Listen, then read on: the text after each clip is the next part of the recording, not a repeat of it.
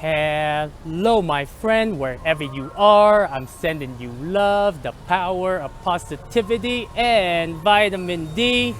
Somewhere up there, actually, it's overcasting today, but I will be your vitamin D. And up there, it says Trigo Verde. My friend, that is the restaurant. It's a organic, vegetarian, vegan restaurant that I just went in.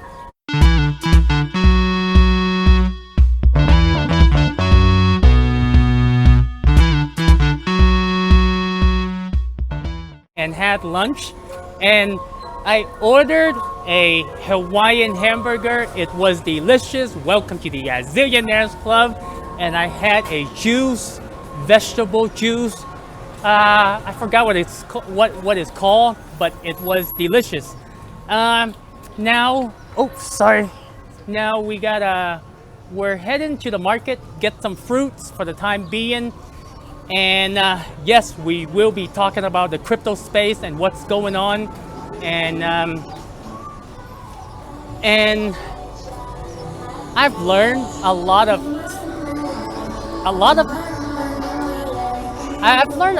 about investing, and people that are, whether they are in the crypto business or business in general.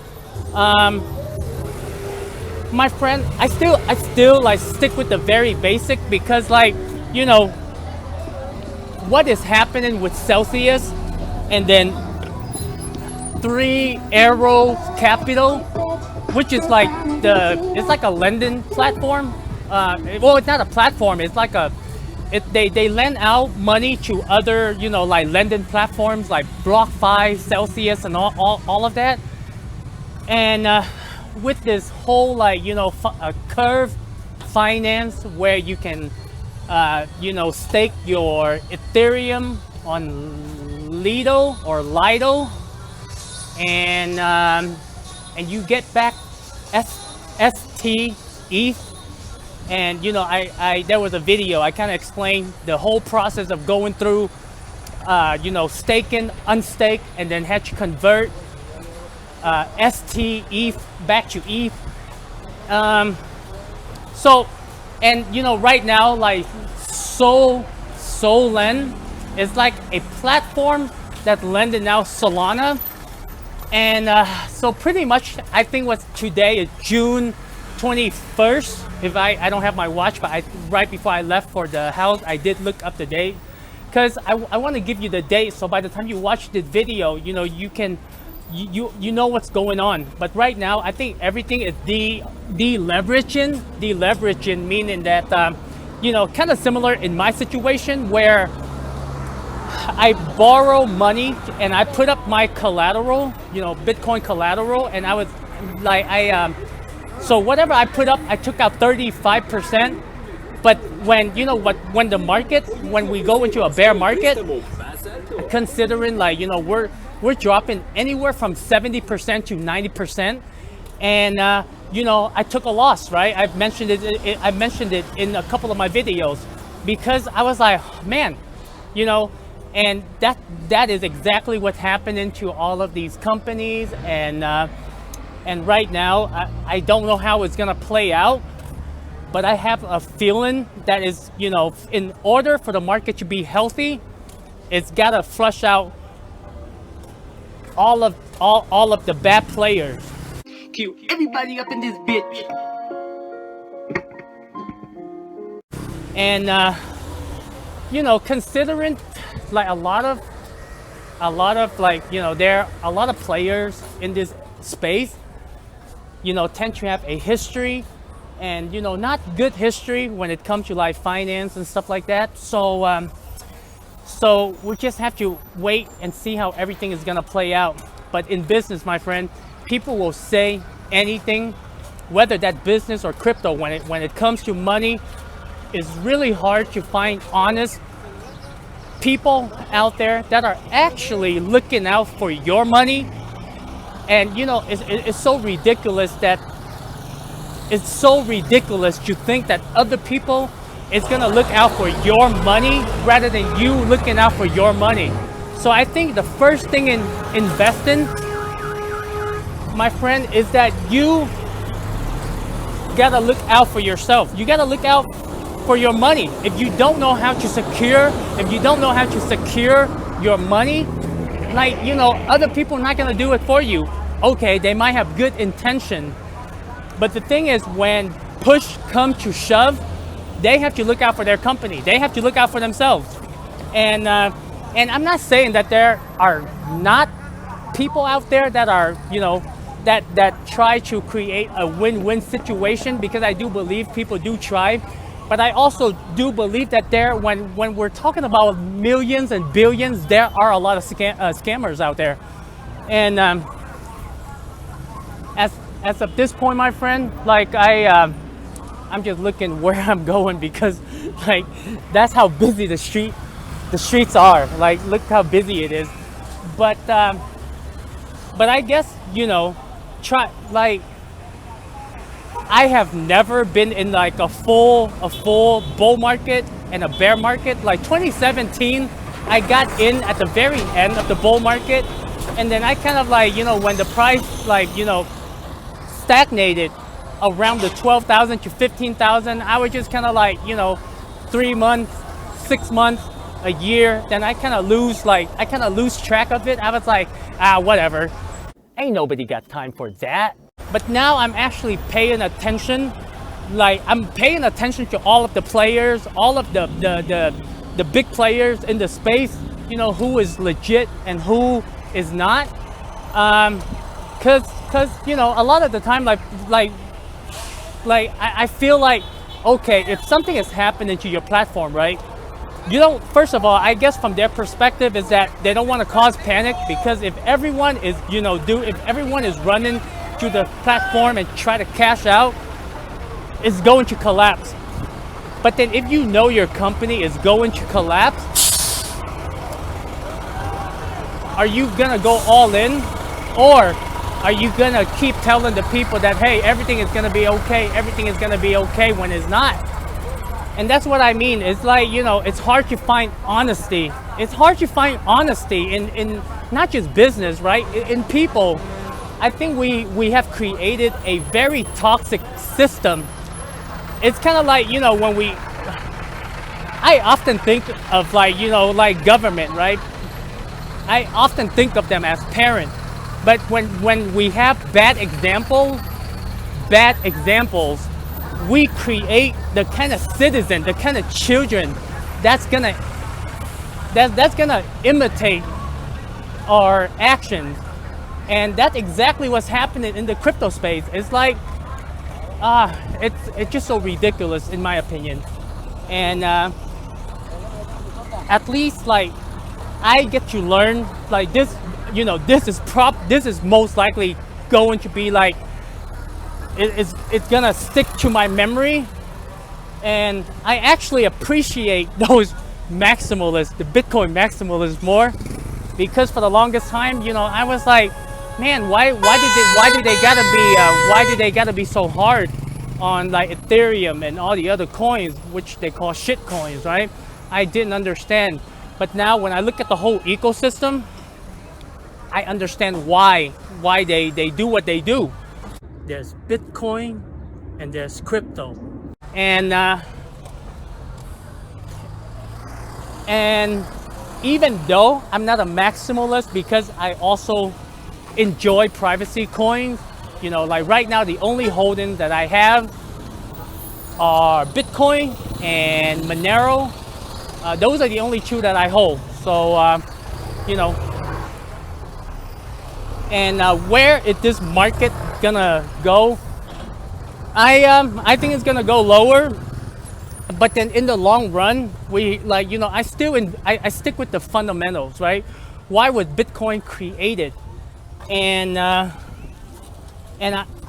think in the long run, I don't worry a bit about it. In the short term, I already got myself out of the water before everything started collapsing. But then at the same time, I feel like, man, with this whole situation, it's not just the big lending platforms that are in trouble. The people, the users that are on the platform, like these people, they have saving. Like the thing with Luna and now with Celsius. Celsius is under the water, but I don't know if they are gonna, you know, pull through on this one.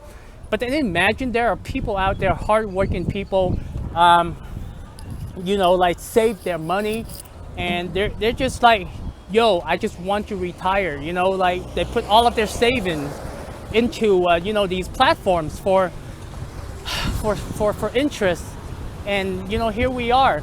And the thing is, you know, with these kind of bad acting in the space, it's hard to progress the whole space forward, because I get it, you know, in my opinion, yes, regulations, there should be basic regulations, but as of right now, if we are not regulating the real criminals, why are we even bother regulating the crypto space? Because the people in the crypto space, yes, okay, they might did something wrong, but it's only a small portion of people.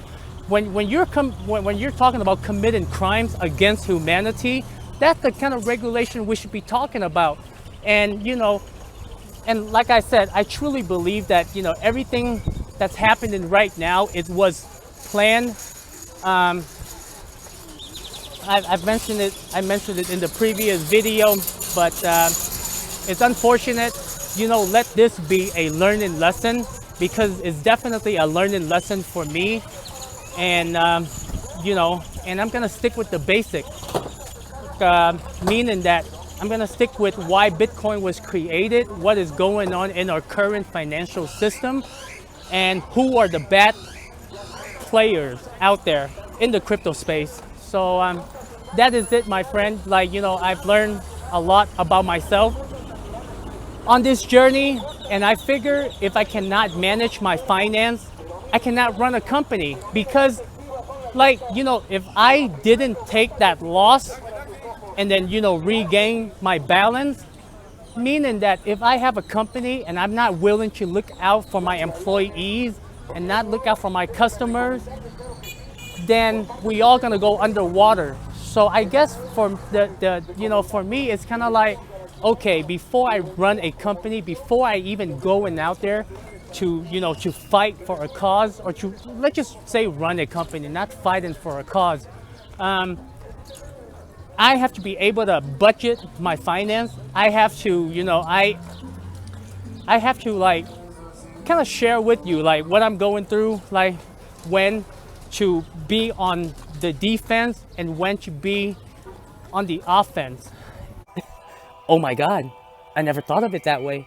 And I think, you know, times like these are important, because you truly learn about people, you learn about the space, and I guess for me it's just mind-boggling, but you know, business, whether that crypto, whether that business, when it comes to money, especially large amount of money, like, people will say anything and do anything to get your money, okay? So the first thing that I've learned in the crypto space back in 2017 was when exchanges were hacked left and right, people were losing their money, and I've learned instantly, whether I have 0.1 Bitcoin or 1 Bitcoin, the strategy is always the same. Put it on a hardware wallet.